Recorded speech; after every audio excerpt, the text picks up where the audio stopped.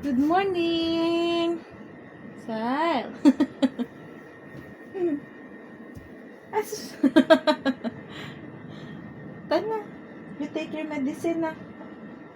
Good morning. Love you. Let's go downstairs. Done washing my hands and now it's time for his medicine. Medicine na ta. Anak, okay?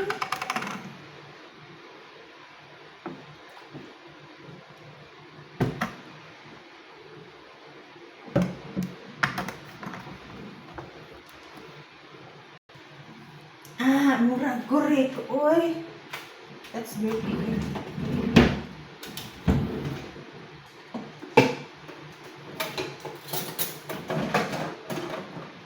No, please. That's not for babies.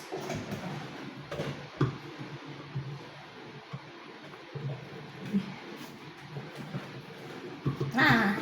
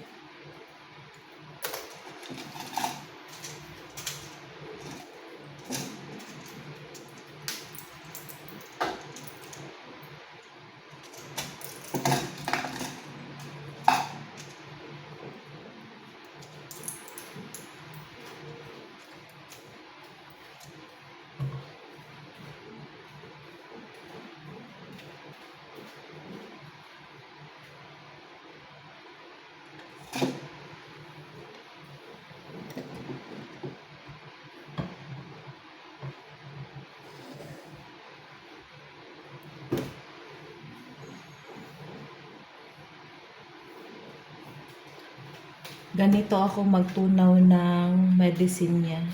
Iba-iba pala yung dose niya. Depende sa resulta ng FT3, FT4, and TSH. Since may hypothyroidism siya.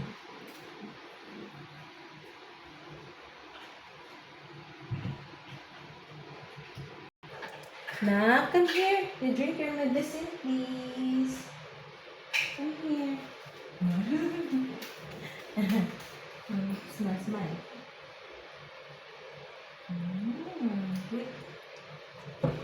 Wait, napa. Child. More.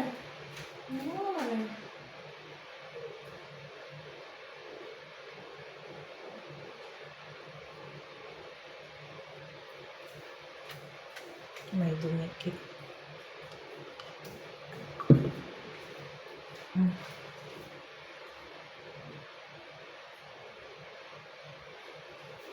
Very good.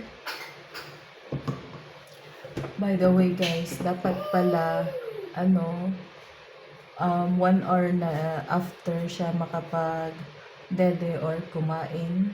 Pero most of the time, dede lang para siguradong empty yung stomach niya.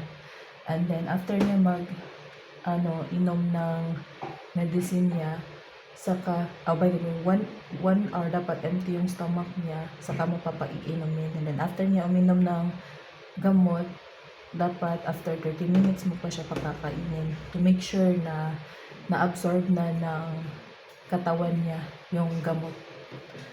Pwede na i-extend or depende na sa inyo, basta dapat lagpas na sa 30 minutes and empty yung stomach niya.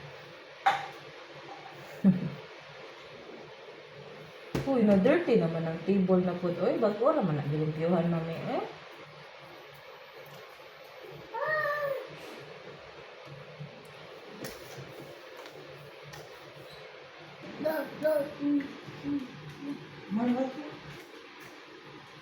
Cannot